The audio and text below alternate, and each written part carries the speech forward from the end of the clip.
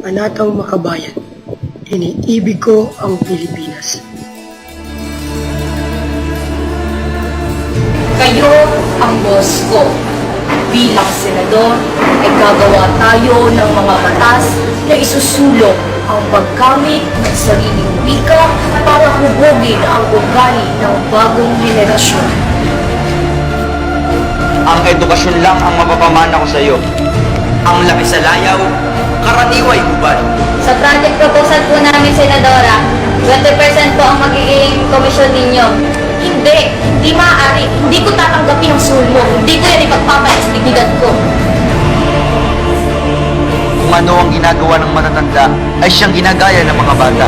Gumagawa po kami ng Dami Foundation at nangangalap ng mga lagda upang makapaglabas ng pondo. Ang kapal din naman ang mukha mo.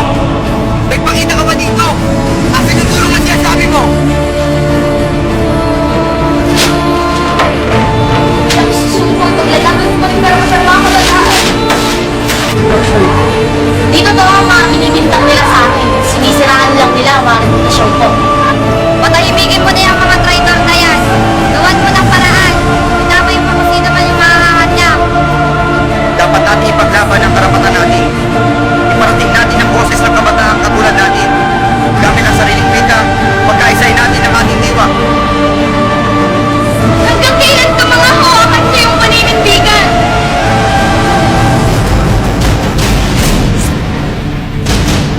Mabuhay si Senador! Ang kabataan ang pag-asa ng bayan at tayong nakatatanda ang hubog na magandang ugali gamit ang ating sariling wika.